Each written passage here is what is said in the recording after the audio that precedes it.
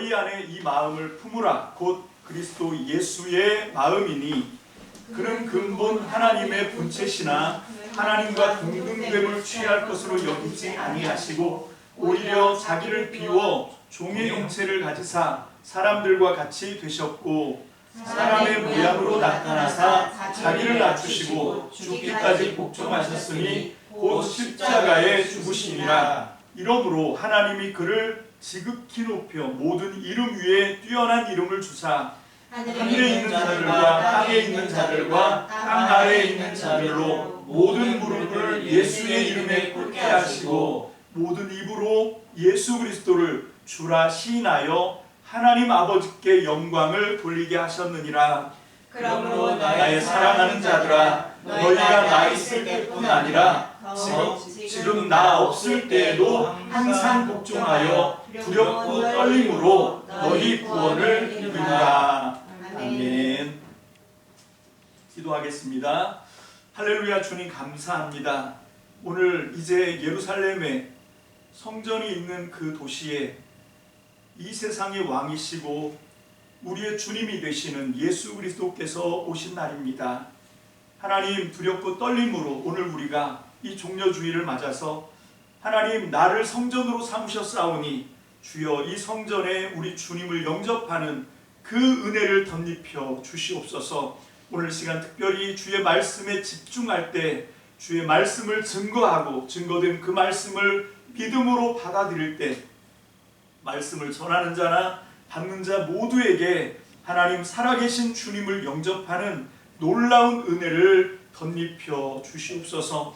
오늘도 전폭을 주님께 의지합니다. 주여 말씀 가운데 기름 부어주시고 성령님 운행하여 주셔서 우리의 무딘 마음에 하나님의 말씀의 빛이 하나님 모든 악한 것들, 모든 더러운 것들을 다 소멸하게 하시고 하나님의 온전한 승리의 역사를 이루어 주시옵소서. 전폭을 주께 맡깁니다. 감사드리고 예수님 이름으로 축복하며 기도합니다. 아멘. 할렐루야. 아멘. 제가 지금까지 이제 쭉 그 개역이 아니라 새한글 성경으로 이렇게 하다가 오늘은 개역을 통해서 우리가 함께 말씀을 살펴보려고 합니다. 그 이유는 뭔가 하면 우리에게 너무 익숙한 우리가 이제 전도할 때 복음을 제시하잖아요.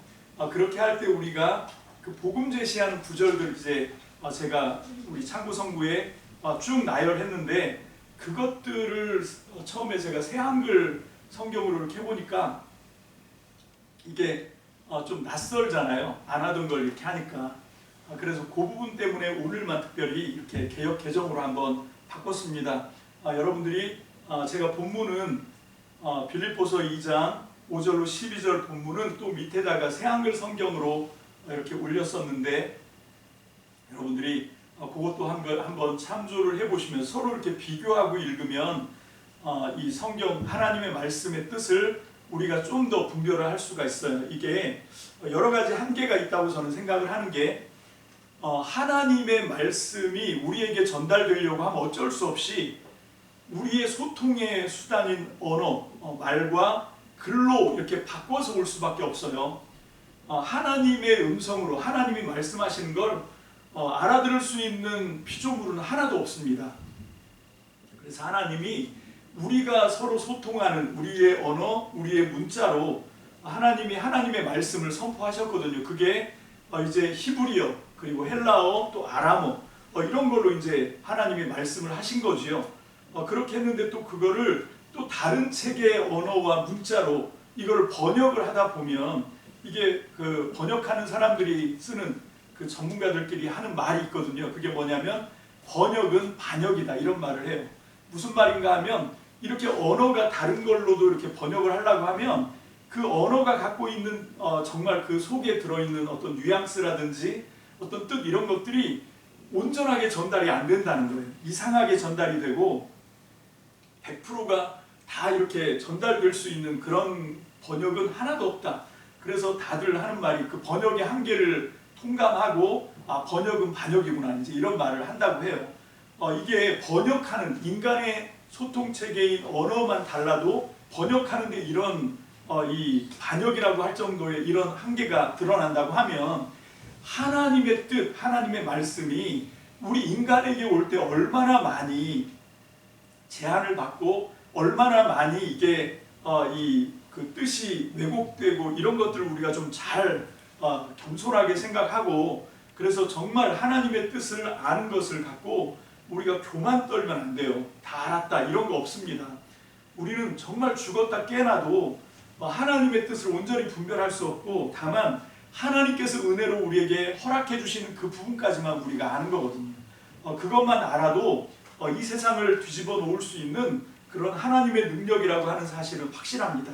그래서 우리가 오늘도 이 말씀을 통해서 주시는 하나님의 생각, 하나님의 뜻, 나를 향하신 하나님의 계획이 온전하게 전달되는 복된 시간 다 되시기를 주님의 이름으로 축복합니다. 축복합니다. 아멘. 우리 지난 시간에 우리는 빌립보서 오늘 본문이 2장 5절로 12절인데 바로 그 앞문 맥인 1장 27절로 2장 4절 그 말씀을 갖고 무려 2시간을 할애해서 아주 꼼꼼하게 살펴봤습니다. 이게 다 오늘 본문 말씀하고 연결이 돼요. 제가 볼 때 이 빌립보서를 이해하는 열쇠는 오늘 본문입니다. 이게 가장 핵심이 되는 말씀이거든요. 그리스도 예수의 마음이라고 제목을 잡고 이제 오늘 이 설교를 해갈 건데, 이 그리스도 찬가라고 하는 이 짤막한 시 5절부터 11절까지가 이게 그리스도 찬가 혹은 케노시스 자기 비움의 노래 이렇게 이제 불려지고 있는 건데, 요걸 중심으로 해서 앞에 있는 내용이나 뒤에 있는 내용이 다 이 그리스도 찬가 케노시스와 연결돼서 빌립보서가 구성됩니다.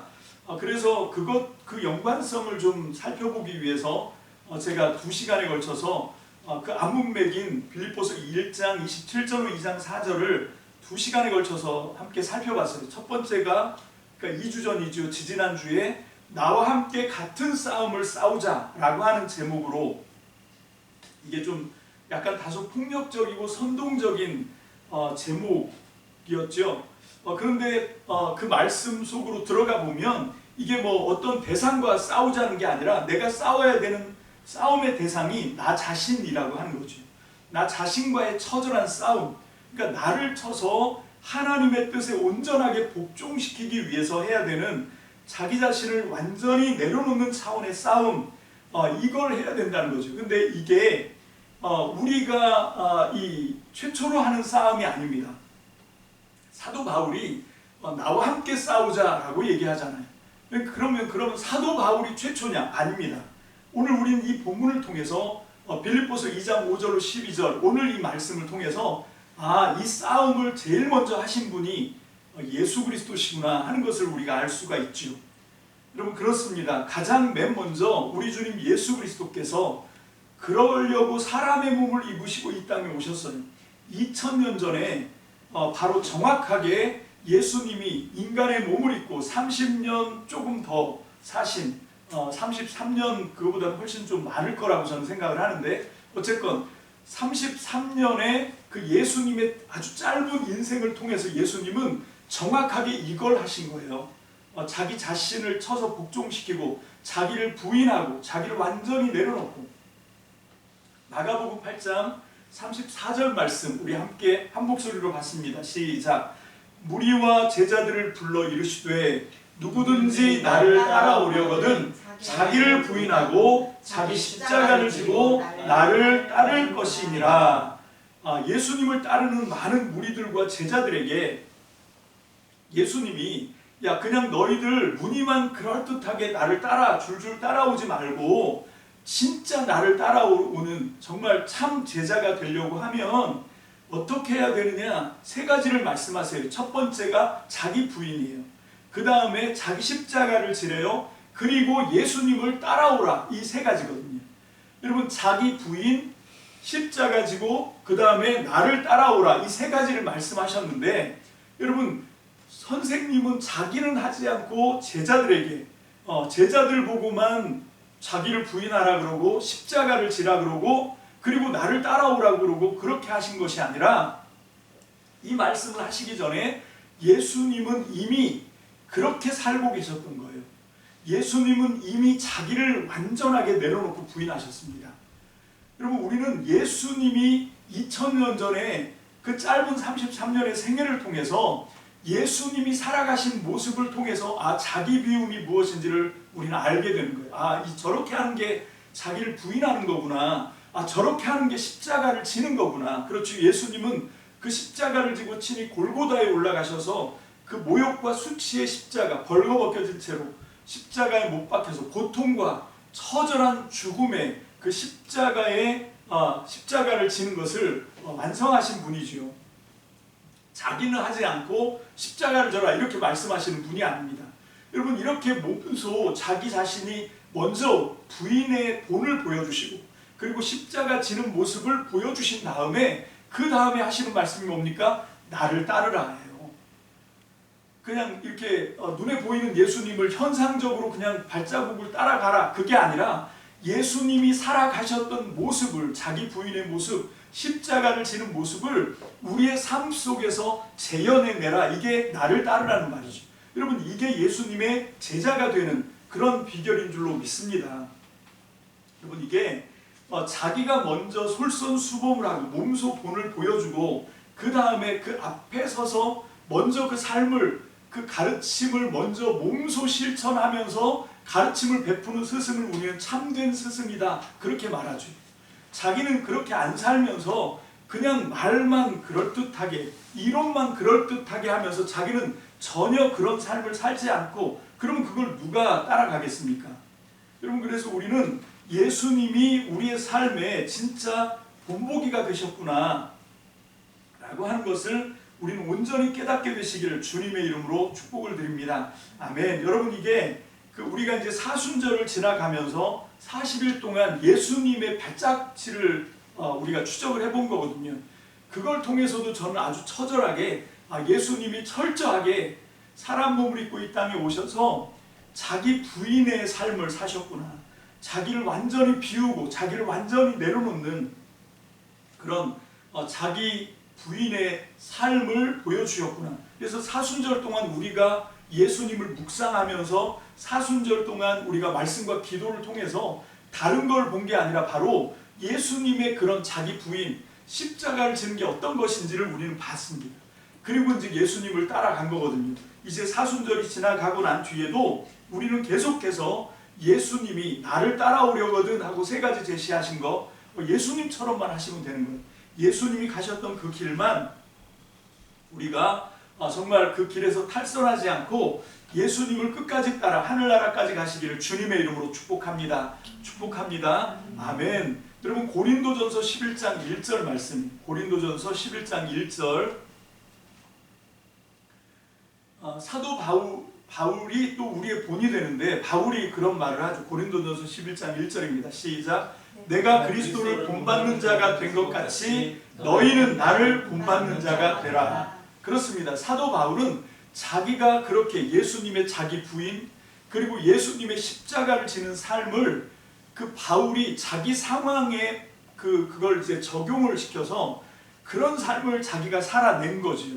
그렇게 하면서 내가 그리스도를 본받았다라고 자랑스럽게 얘기합니다. 여러분, 저는 오늘 이 시대에 기독교가 왜 이렇게 힘이 없고 교회가 왜 이렇게 욕을 먹냐면 이 2가지에서 나는 그리스도를 본받았다라고 얘기하는 사람이 그렇게 자랑스럽게 자신있게 얘기할 수 있는 사람이 없기 때문이라고 생각해요. 여러분, 내가 그리스도를 본받았다, 그러니까 너희도 나처럼 살아라. 여러분, 이런 말씀이 매 주일마다 강단에서 좀 선포되었으면 좋겠습니다. 이 말을 하는 저도 아직 많이 부족하고 부끄럽지만 정말 남은 생애 동안은 어떻게 하면 나를 비우고 나를 쳐서 복종하고 예수님이 그렇게 하신 것처럼 나를 부인하고 더 낮아지는 그런 사람이 될 수 있을까를 그렇게 최선을 다해서 주님을 본받는 그런 삶을 살겠다고, 그리고 다른 사람을 위해서 십자가를 지는 그런 예수님의 명령에 순종하는 사람이 되겠다고. 그게 예수님을 닮은, 그게 신앙이고 그게 하나님의 이 복음이거든요. 그 하나님 나라는 거기서 나오는 겁니다. 여러분, 빌립보서 3장 17절, 3장 전체가 바울이 내가 그리스도를 이렇게 본받았어, 그러니까 너희도 나와 같이 돼, 이 말씀을 하는 거거든요. 3장 17절 봅니다. 시작. 형제들아, 너희는 함께 나를 본받으라. 그리고 너희가 우리를 본받은 것처럼 그와 같이 행하는 자들을 눈여겨보라. 여러분, 이게 교회예요. 이게 성도입니다. 여러분, 내가 주님을 지금 본을 따라가고 있어. 내가 그리스도를 본받고 있어요. 내가 예수님을 닮아가는 것처럼 너희는 나를 본받아라. 그렇게 말하고, 그렇게 해서 우리가 이제 우리가 함께 본받는 자가 된 것처럼 우리처럼 예수님을 본받는 어떤 사람들이 있으면 눈여겨보라는 거예요. 왜냐하면 그 사람들이 바로 그리스도의 몸이고 그 사람들이 교회이기 때문에 그렇습니다. 여러분, 그리고 이제 그 지지난주는 빌립보서 1장 27절로 2장 4절 말씀을 통해서 그렇게 예수님을 닮은 사람이 되기 위해서 그렇게 나를 쳐서 복종하는 그런 나와 함께 싸우자라고 하는 제목으로 우리가 이 본문을 살폈다고 하면, 똑같은 본문을 갖고 제가 지난주에는 복음에 어울리는 시민이라고 하는 제목으로 말씀을 받았습니다.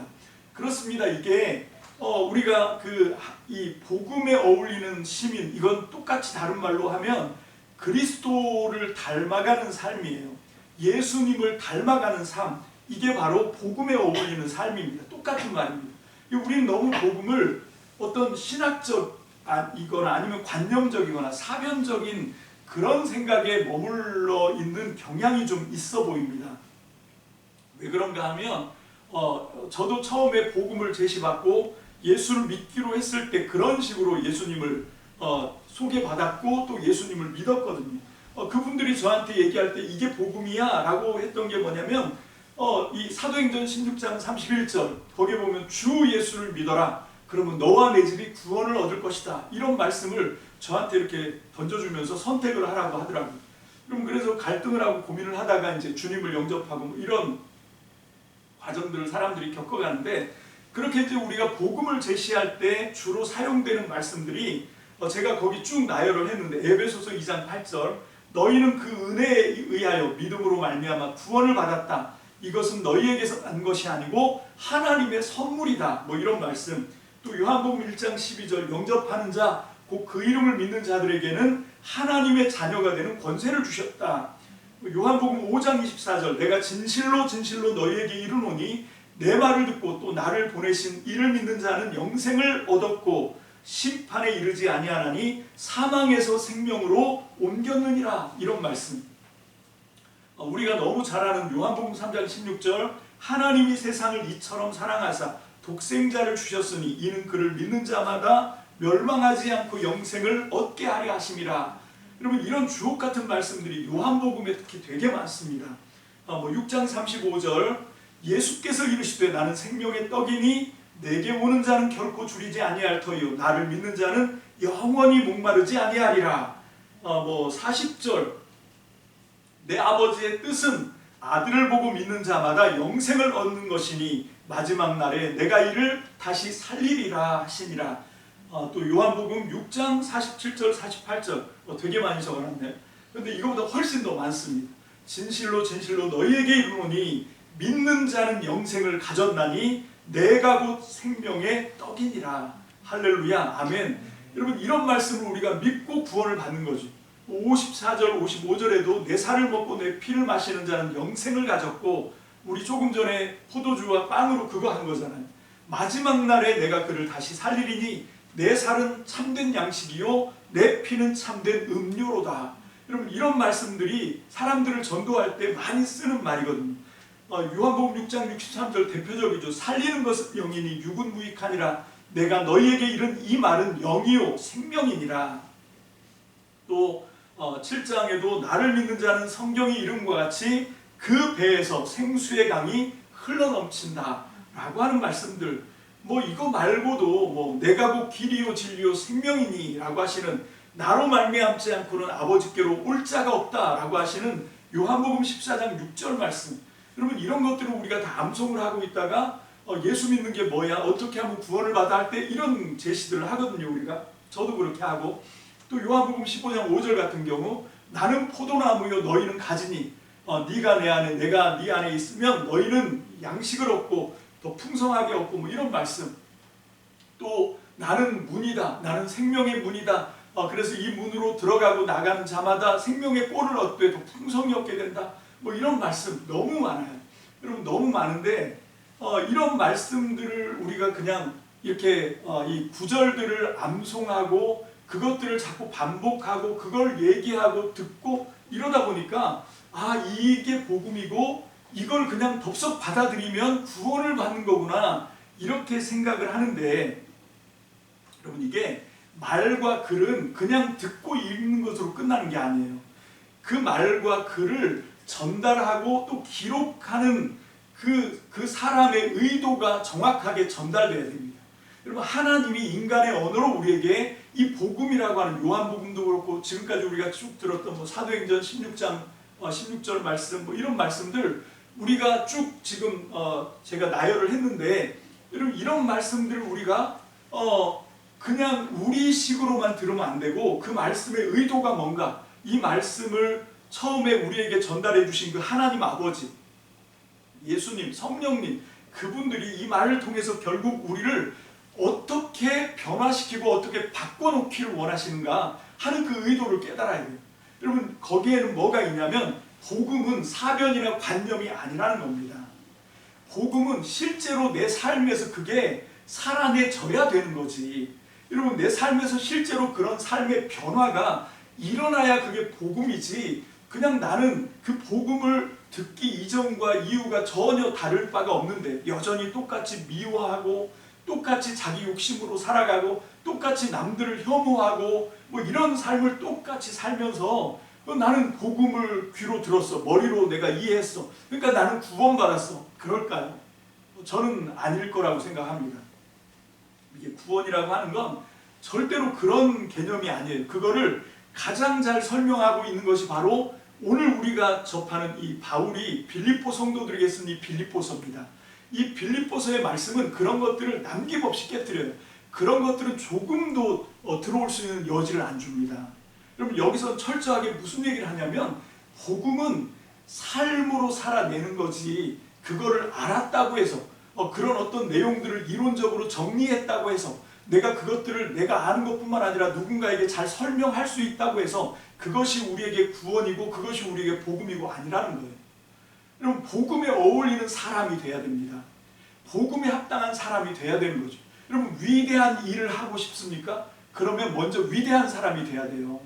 위대한 사람처럼 꿈꾸고 위대한 사람처럼 생각하고 위대한 사람처럼 삶을 살아야, 그래야 위대한 일을 하는 거죠. 그냥 나는 여전히 위대한 생각도 하지 않고 그냥 여전히 그냥 정말 자기 욕심만 부리고 그렇게 삶을 살면서 위대한 사람이 되고 싶대, 위대한 일을 하고 싶대, 안 되거든요. 정말 위대한 사람이 되려고 하면 그 위대한 일을 하고 싶으면 먼저 내가 위대한 사람처럼 먼저 흉내를 내야 됩니다. 그렇게 해서 내 속까지 위대한 사람으로 바꿔내야 돼요. 평범한 사람이었는데 위대한 사람으로 바꿔내야 그 다음에 그가 하는 모든 일이 위대한 일이 되거든요. 그래서 우리는 위대한 생각 또 위대한 그 삶을 살아내는 그런 훈련들을 통해서 전혀 그렇지 않았던 우리가 바뀌는 것처럼 복음도 마찬가지입니다. 그럼 복음도 물론 우리가 예수 그리스도가 십자가에서 이루어놓으시는 그 하나님의 은혜로 우리가 구원을 받는 것, 이거는 변함이 없어요. 이걸 제가 거부하는 건 아닙니다. 이건 변함이 없지만 그렇게 해서 우리에게 열어놓은 그 길이 그냥 우리는 아무것도 하지 않고 그냥 감나무 밑에서 입 벌리고 있다가 감만 똑 따먹고 끝나는 그런 것이 아닙니다. 여러분 예수님이 하나님께로 가는 길을 열어놓으셨지만 그 길을 가려고 하면 빌립보서의 말씀처럼 우리도 예수님의 마음을 품어야 되는 거예요. 우리도 예수님처럼 살아야 되고 예수님이 돼야 됩니다. 우리 모두가 정말로 예수님처럼 생각하고 예수님처럼 실천하고, 내가 이 자리에 있는데 지금 예수님이라면 예수님은 어떤 선택을 하시고 어떤 삶을 사셨고 어떤 생각을 하시고, 여러분 이런 것들을 우리가 고민해야지. 그게 아니라 그냥 내가 구원받았다라고 하는 것, 교회에서 설교 듣고 말씀 공부할 때만 그냥 그걸 딱 생각하고 세상에 나가면 그냥 똑같은 세상 사람, 그래서 자기 욕심 먼저 챙기고 하나님 나라 예수 그리스도는 전혀 까맣게 까먹고 그렇게 삶을 살면서 우리가 하나님 나라 백성이다, 어떻게 그렇게 얘기할 수 있어요? 여러분 이게 오늘 우리에게 이 말씀이 바로 그 도전을 하고 있는 말씀입니다. 오늘 우리에게 주시는 말씀이 바로 이 빌립보서 2장 5절로 11절 이게 이제 그리스도 창가인데 사실 여기에 대해서는 많은 시비가 있어요. 어떤 시비가 있냐면 이거는 바울이 직접 만든 것이 아닐 거다. 바울의 작품이 아닐 거다. 이게 시거든요. 이게 시라고 하는 사실은 제가 우리 참고 성구에 빌립보서 2장 5절로 12절을 새한글 성경으로 올려놨는데 거기에 보면 잘 나오죠. 이게 시라고 하는 사실이. 그리고 이게 헬라어로 쓰여진 시인데 헬라어에 들어가 보면 이게 운율이 딱딱 맞아요.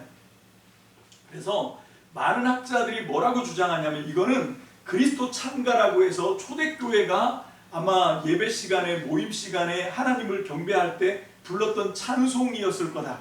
그리스도 찬가라고 하는 찬송이 있었고 사도 바울은 그거를 지금 이렇게 갖다가 인용을 했을 거다라고 생각을 하는데 저는 좀 생각이 다릅니다.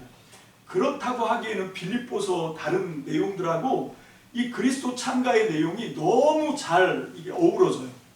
그러면 저는 이거는 바울이 작사했을 거다. 바울 작품일 거다라고 저는 생각을 해요. 뭐 그거는 중요하지 않습니다. 더 중요한 것은 지금 이것이 우리에게 전달하려고 하는 내용이 중요하죠. 그래서 오늘 이제 본문으로 돌아가 보면 그리스도의 예수의 마음이라고 하는 그것을 지금 얘기하고 있는데 5절부터 시작되는 너희 안에 이 마음을 품어라 곧 그리스도 예수의 마음이니 여기까지는 찬가가 아니에요. 그 다음부터 6절부터가 찬가예요.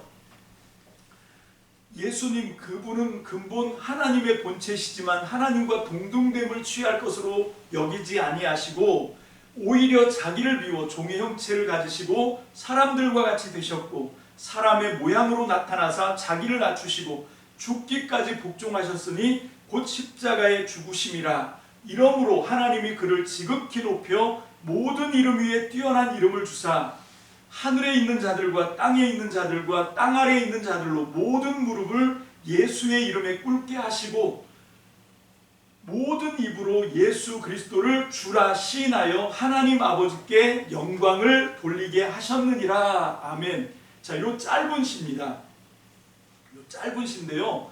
먼저 이 6절부터 8절하고 그 다음에 9절부터 11절하고 두 단락으로 나누어져요. 세 절씩. 자, 먼저 6절부터 8절은 어떤 내용입니까? 6절부터 8절은 어떤 내용이냐면 예수님이 낮아지시는 내용이에요. 자, 예수님이 어떻게 낮아지십니까? 6절에 보니까 그분은 원래 하나님과 같은 분이에요. 동등하신 분이에요. 그분은 하나님 그 자신이에요. 그런데 그분이 어떻게 하셨냐면 자기를 부인하신 거예요. 하나님이신데 사람의 몸을 입고 오셨어요. 이게 예수님의 자기 비하, 예수님의 정말 철저하게 낮아지심이거든요. 여러분, 예수님은 영이시고 예수님은 하나님과 본체신데 그런데 하나님은 그 보좌를 유보해 놓으시고 사람의 몸을 입고 이 땅에 유한한 시간과 공간의 제약을 받을 수밖에 없는 사람의 몸을 입고 이 땅으로 오셨는데 그걸로 끝난 게 아니라 거기서 더 낮아지셔서 어떻게 하십니까? 종의 모습을 보이셨다는 거예요. 종이 되셨다는 거예요. 종이. 여러분, 우리가 인생을 살아가다 보면 막 화날 때가 있어요. 막 너무 화가 나서 막 어떤 상대에게 막 짜증이 나거나 막 화가 나거나 그래서 막 우리가 이걸 막 표현을 할 수밖에 없는 할 때가 있거든요. 근데 그럴 때는 다 어떤 때인가 하면 뭐 100%다 그런 건 아니지만 자존심이 건드려졌을 때 우리는 그렇게 제 표현 좀 저급합니다만 이해하고들 발작을 하죠. 그죠? 지렁이도 밟으면 꿈틀을 한다는 것처럼 진짜 이게 밟힌 거가 물리적으로 밟힌 거일 수 있어요. 육체적으로 뭐 이렇게 뭐 폭력에 의해서 희생을 당하거나 그런 거는 밟힌 거겠죠. 근데 그거 말고 약간 이 정신적으로 밟히는 게 뭡니까? 지렁이도 밟으면 꿈틀한다 하는 그 얘기에 맞춰서 누가 나를 밟았다 할 때 그게 뭔가 하면 그 사람이 나를 업신여기는 거지. 나를 무시하는 거예요. 그렇게 내가 무시당하고 업신여김을 당했을 때 뭐가 상처를 받냐면 자존심이 상처를 받는 거죠. 그것 때문에 사람들은 막 꿈틀꿈틀하죠. 막 짜증을 부리고 막 폭발을 하고 화를 불같이 내고 막 그러거든요. 그럴 때 이거를 생각하십시오. 종놈이 무슨 자존심이 있냐. 예수님이 그 본을 보여주신 거예요. 여러분 예수님이 십자가를 지셨을 때 그건 완전히 정말 처절한 모욕이고 처절한 수치고 자기 자신을 다 내려놓는 거예요. 벌거벗겨진 채로 거기에 매달려 있었거든요. 무려 이 6시간 반 동안 그 십자가에서 완전 홀딱 빨가벗겨진 채로 거기에 매달려서 지나가는 사람들이 머리를 흔들고 저주를 하고, 여러분 이분이 어떤 분이십니까? 이분이 막 굉장히 주목받던 분 아니에요. 이분이 혹시 메시아 아닌가? 이분이 혹시 그리스도 아닌가? 그리고 사람들이 줄줄줄줄 따라왔던 그런 분이었는데, 세상에 그런 분이 십자가에 자기를 다 완전히, 여러분 이게 예수님의 철저하게 낮아지심이죠. 여러분 그거를 지금 성경이 이 바울의 이 시를 통해서 6절부터 8절까지 그거를 지금 쭉 설명을 해주고 있는 거예요. 다시 한번 그 내용을 생각하면서 제가 이번에는 새한글로 보겠습니다. 예수님은 하나님의 모습을 지니셨지만 억지를 쓰지 않으셨네. 하나님과 동등하게 되시는 것에 오히려 자신을 비우셔서 종의 모습을 취하셨네. 사람의 모양을 띠고 태어나시니 생김새로 볼 때 여느 사람과 마찬가지셨네.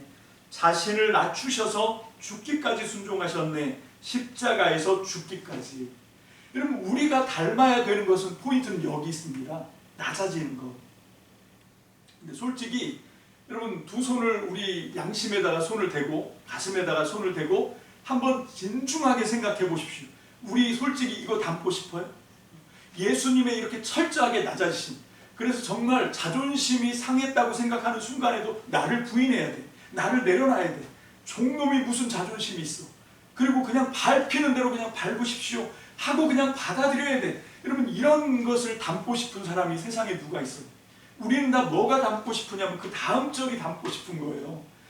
하나님이 지극히 높여주시는 그 영광스러운 예수님의 모습, 우리는 사실 다 거기에 마음이 가 있는 거 아닙니까? 그래서 그 목적으로 이 낮아짐도 흉내내는 거 아닌가요 혹시? 그러면 안 된다는 거예요.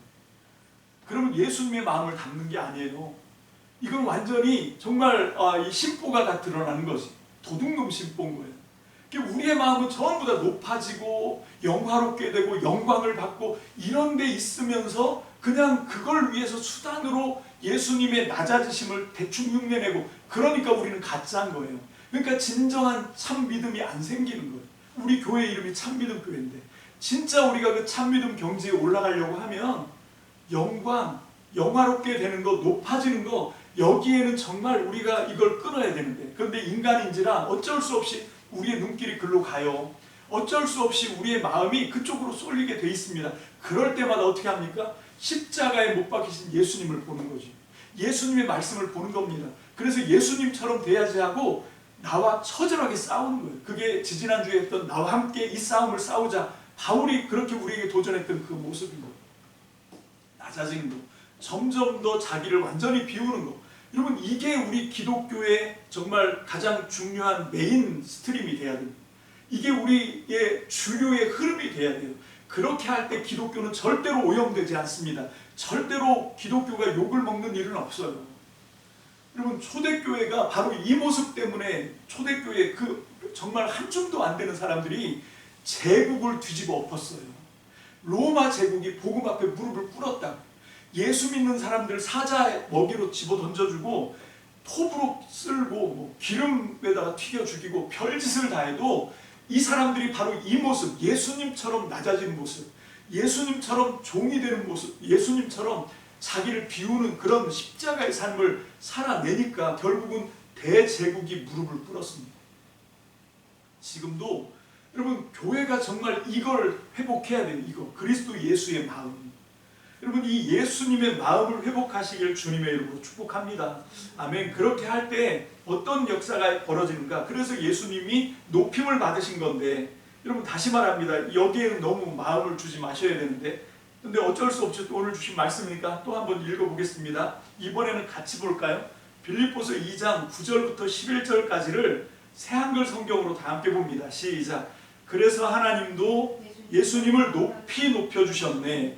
예수님에게 이름을 선물하셨네. 모든 이름 위에 뛰어난 이름을 예수님 이름 앞에 다 무릎 꿇도록 하심이네. 하늘 위나 땅 위나 땅 아래에 있는 모든 것들이 혀 있는 사람마다 인정하도록 하심이네 예수 그리스도께서 주님이시라고 그리하여 하나님 아버지께 영광을 돌리도록. 아멘.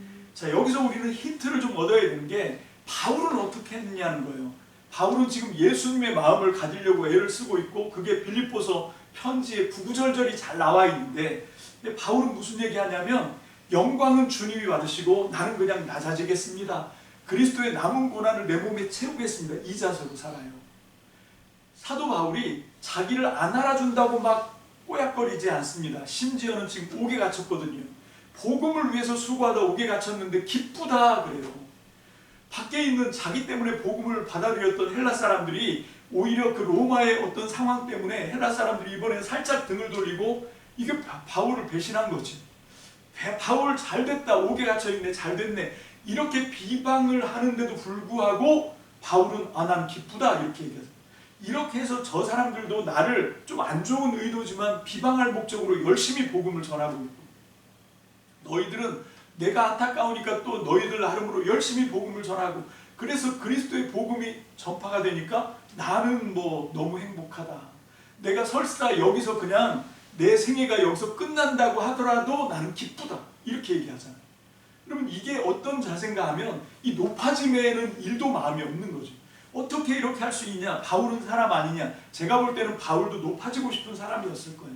근데 바울이 어떻게 그거를 이길 수 있었냐면 정말로 철저하게 그리스도 안에서 자기를 십자가에 못 박았기 때문에 그렇습니다. 그럼 우리가 닮아가야 되는 모습은 바로 이런 모습이죠.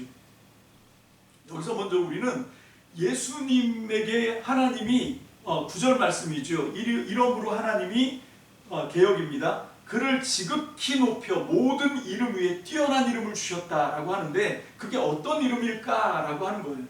여러분, 이게 힌트가 나오는 게 마태복음 16장 16절입니다. 마태복음 다 함께 봅니다. 시작. 시몬 베드로가 대답하여 이르되 주는 그리스도시요 살아계신 하나님의 아들이십니다.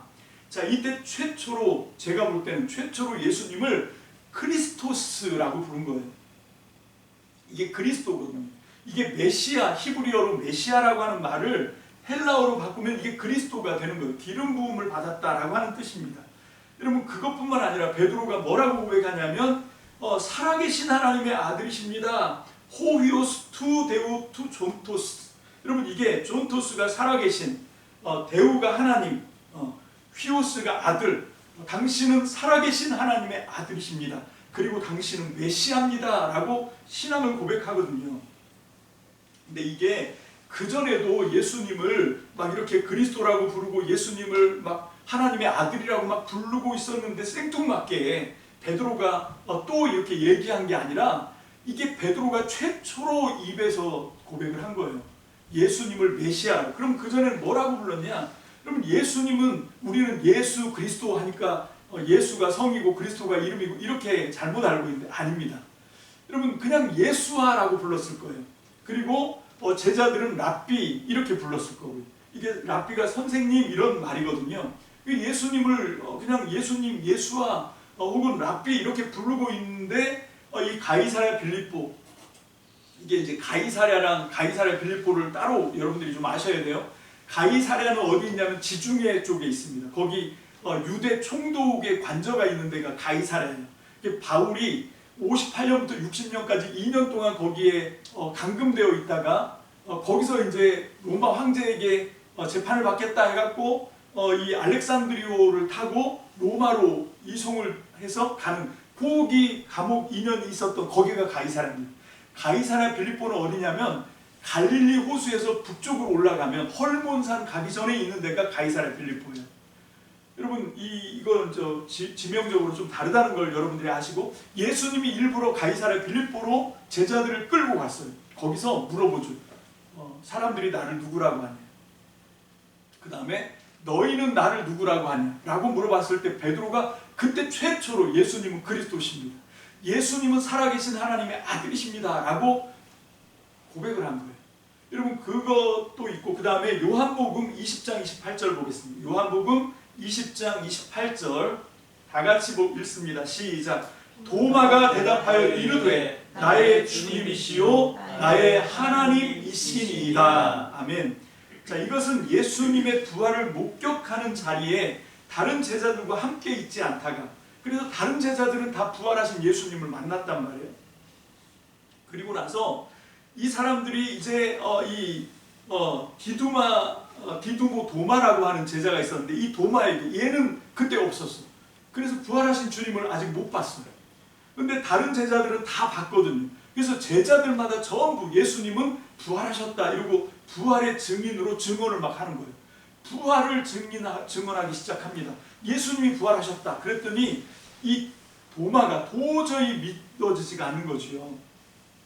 그래서 도마가 자기는 예수님의 부활을 도무지 믿을 수 없어 하고 반대를 하면서 했던 말이 뭔가 하면, 내 손으로 예수님의 손에 못자국을 만져보고 내 손으로 예수님 옆구리에 창자국을 손대보지 않으면 나는 예수님 부활했다는 거 인정할 수 없어 라고 이제 얘기를 하는 거예요. 아마 도마가 그랬을 거예요. 제자들한테 우리 부활한 주님을 내가 봤다 이렇게 얘기할 때, 손 못자국 만져봤어? 옆구리에 창자국 만져봤어? 이걸 물어봤을 거라고. 제자들이 미처 그 생각을 못했지. 아니 못 만져봤는데 그거 가짜야 이렇게 얘기하는 거예요. 그랬더니 이제 다시 부활하신 주님이 도마도 있는 자리에, 제자들과 함께 있는 자리에 나타나신 거예요. 그게 우리가 금방 읽었던 요한복음 20장 28절 말씀의 배경입니다. 그리고 갑자기 뜬금없이 말씀하시는 거예요. 네 손가락으로 내 손에 못자국에 손을 만져보고 네 손가락으로 내 옆구리에 창자국에 손을 한번 넣어봐라. 그리고 믿는 자가 되라. 이렇게 말씀하시는 거예요. 여러분, 이건 무슨 말입니까? 도마가 무슨 말을 했는지 예수님이 다 알고 계신다는 얘기예요. 그러니까 터져나온 고백이 뭡니까? 나의 주님, 나의 하나님이에요. 여러분, 이 나의 주님, 나의 하나님, 호 퀴리오스, 무, 카이호 데오스, 무가 나의거든요. 나의. 퀴리오스, 나의 주님, 퀴리오스 무, 나의 하나님, 데오스 무, 이렇게 신앙을 고백하는 거죠. 그 전까지는 그런 고백이 없었는데 이제 예수님을 하나님으로 고백하는 거예요. 예수님을 퀴리오스라고 고백하는 거예요. 로마서를 보면 바울이 로마서를 쓸 때 복음이라는 말을 다른 말로 변형을 시키거든요. 왜냐하면 이건 황제한테 쓰는 말이야. 퀴리오스도 마찬가지예요. 주라고 하는 말도 황제한테 써야 되는 말이에요. 그런데 지금 이거를 예수님한테 막 갖다 쓰고 있는 그런 신앙의 고백을 하는 거죠. 자, 그런데 이걸 누가 하셨냐? 이거 하나님이 하신 거라는 거예요. 이게 도마가 한 게 아니고 베드로가 한 게 아니라는 겁니다. 마태복음 16장 16절. 아까 이건 왜 보는 건가 하면 이 베드로도 주는 그리스도시요 하니까 주라고 퀴리오스라고 고백한 줄 아는데 그거 아니고요. 이거는 그냥 당신이라고 하는 말, 너라고 하는 말을 주라고 하는 말로 바꾼 거거든요. 자, 이게 마태복음 16장 16절을 새 한글로 보면 정확하게 나옵니다. 시작. 시몬 베드로가 대답했다. 선생님이야말로 그리스도이십니다. 살아계신 하나님의 아드님이십니다. 자, 이거를 예수님을 이제 퀴리오스라고 최초로 부른 건 누구냐? 도마였다라고 이제 저는 보는 거죠. 자, 그렇게 해서 이게 사람이 한 게 아니라 주님이 하셨다. 하나님이 그 이름을 높이셨다라고 이제 우리가 봤는데, 그거를 뭐에서 볼 수 있냐면 마태복음 16장 17절을 보면 알 수가 있죠. 마태복음 16장 17절 개역으로 봅니다. 다 같이요. 시작. 예수께서 대답하여 이르시되 바요나 시몬아 내가 복이 있도다. 이를 내게 알게 한 이는 혈육이 아니요 하늘에 계신 내 아버지시니라. 아멘. 자, 이 말씀이 오늘 여기 보면 9절에 이러므로 하나님이 그를 지극히 높여 모든 이름 위에 뛰어난 이름을 주셨다라고 하신 거예요. 이 뛰어난 이름을 주셨고 그 이름 앞에 하늘에 있는 자들, 땅에 있는 자들, 그리고 땅 아래에 있는 자들, 이게 이제 물속을 얘기하는 거죠. 여러분, 물속과 그리고 땅 위와 그리고 하늘을 나는 모든 것들, 그러니까 하나님이 만드신 모든 피조물, 여기서 하나도 빠져나갈 수가 없어요. 이거 모든 걸 다 포함하는 게 하늘에 있는 자들과 땅에 있는 자들과 땅 아래에 있는 자들. 이건 자들이라고 하는 이 원어는 사람에게 국한되는 건 아닙니다. 사람을 포함해서 모든 이 존재를 다 가리키는 거죠. 모든 존재들이 다 예수의 이름 아래 무릎을 꿇게 하셨다는 거예요. 모든 무릎이 예수의 이름, 높여진 이름입니다. 그게 바로 그리스도고 그게 바로 퀴리오스고 그게 하나님이라고 하는 높여진 이름이죠. 그 이름 앞에 다 무릎을 꿇게 하셨고, 그래서 그 다음에 10절 모든 입으로 예수 그리스도를 주라고 시인해서 하나님 아버지께 영광을 돌리게 하셨다라고 말씀하고 있습니다. 자, 이제 말씀을 정리합니다. 여러분, 이 부분은 예수님의 낮아지심에 우리의 관심이 있어야지, 하나님이 예수님을 지극히 높여주셨다, 이건 우리와는 상관이 없는 부분이에요. 이건 아예 내 몫이 아니다라고 생각을 하셔야 됩니다. 자꾸 높아지는 데 마음이 있으니까 하나님이 자꾸 우리를 안 높여주시는 거예요. 왜 그런가 하면 그게 우리의 욕심인 거예요. 그게 아직도 내려지지 않은 거예요. 우리를 온전하게 비운다는 건 뭔가 하면 요거를 포기하는 겁니다. 요거를. 여러분, 예능인 중에 아주 엉뚱한 사람이 하나 있는데 기안84라고 하는 친구가 있어요. 그 기안84가 어느 예능에서 그런 얘기를 하는데 제 귀에 확 와서 꽂히더라고요. 그 친구가 뭐라고 얘기했냐면, 우리는 무소유도 소유하고 싶어 하더라, 이런 말을 하더라고요. 제가 그 말을 딱 듣는 순간에 무슨 작사를 맞은 것처럼, 야, 저런 친구가 저런 걸 아네, 이런 생각이 들더라고요. 여러분, 저도 금식을 했거든요. 금식을 하는 건 아무것도 안 먹는 거잖아요. 근데 그 금식을 통해서 나를 자꾸 높이려고 하더라고요. 나 금식했어 이러고 자랑하는 거예요. 이것도 하지 말아야 되는데, 마찬가지로 무소유는 아무것도 안 갖는 거잖아요. 근데 나는 무소유야 라고, 이거는 무소유를 소유하는 거라는 거지. 아무것도 안 가졌으면, 아무것도 안 먹었으면 티도 내지 말아야 된다는 얘기를 하고 싶은 거예요. 여러분, 우리의 관심은 이 낮아짐을 이용해서도 자기를 자꾸 높이고, 이 먹지 않는 걸 통해서 자꾸 자기를 뭔가를 이렇게 자꾸 포장하고 과시하고 드러내려고 하고, 요즘 특히 자기 PR 시대잖아요. 여러분, 이런 거에 우리가 너무 많이 야가 빠져 있어요. 여러분, 이것까지도 우리는 다 내려놔야 됩니다. 이게 우리가 닮아가야 되는 예수님의 자기 비움이에요. 예수님의 자기 비움은 이것까지도 처절하게 다 내려놓으신 거예요. 그래서 이 빌립보서에 우리가 가장 핵심으로 가져야 되는 것이 뭔가 하면, 여기 있는 이 찬송신대, 그리스도 찬가라고 하는 빌립보서 2장 5절로 12절 오늘 본문 말씀인데, 거기서 우리는 예수님의 마음을 붙들어야 되거든요. 근데 그 예수님의 마음은 뭐냐? 완전한 자기 비움의 마음이라는, 완전히 낮아지시는 마음, 완전히 종이 되는 마음, 그리고 죽기까지 복종하는 마음이에요. 여러분, 이것이 우리의 삶에서 이루어져야 됩니다. 여러분, 이게 신앙생활이에요. 여러분, 내가 예수님처럼 된다라고 하는 것은 이것을 이루는 겁니다. 완전히 비우고, 완전히 낮아지고, 종이 되고, 그리고 십자가를 지고 죽기까지 복종하는 것. 여러분, 이것이 우리의 삶에서, 우리의 신앙에서 경주되게 되시기를 주님의 이름으로 축복합니다. 그런데 이거는 내 힘으로 안 돼요. 그러니까 어떻게 합니까? 날마다 주님을 따라가는 거예요. 날마다 하나님의 말씀으로 나를 채찍질하는 거죠. 나를 쳐서 이 말씀이 내 삶의 성취가 될 수 있도록 복종하는 겁니다. 그래도 안 돼요. 그래서 어떻게 합니까? 은혜를 구하는 겁니다. 기도하는 겁니다. 주님, 이 말씀대로 내가 예수님의 마음으로 변화될 수 있도록, 정말로 예수님의 마음을 내 마음으로 가질 수 있도록 은혜를 베풀어 달라고, 도와달라고 성령님께 간구하는 거죠. 성령을 힘입어서 기도하고 주님의 은혜를 구하고 하나님의 자비하심에 우리가 부르짖게 되는 것입니다. 그렇게 할 때 우리는 진정한 영성을 만들어가게 되는 거죠. 기독교의 영성은 여기 있습니다. 높아지는 데 있는 게 아니라 무슨 권능을 많이 갖고, 그래서 막 능력을 막 마음대로 행사하고, 그래서 사람들이 저마다 와 대단하네, 와 기가 막히네, 와 아름답네 이러고 막 높여주는 그런 영성이 아니라, 정말 처절하게 낮아지는 그런 영성인 거예요. 여러분, 자기를 비우고 낮아지고, 여러분, 이런 삶에 우리가 더 본질에 집중할 때 정말로 하나님의 교회는 더 깨끗해지고, 하나님의 교회는 이 땅에서 보석처럼 빛나게 될 줄로 믿습니다. 그래서 이 세상이 정말로 구원을 간절히 요구할 때 이 세상을 구원할 수 있는 유일한 수단이 교회가 될 줄로 믿습니다. 에베소서에 나와 있는 그림처럼 하나님이 있고 세상이 있는데 그 가운데 하나님의 교회가 있는 거거든요. 하나님은 교회를 통해서 만물을 구원하십니다.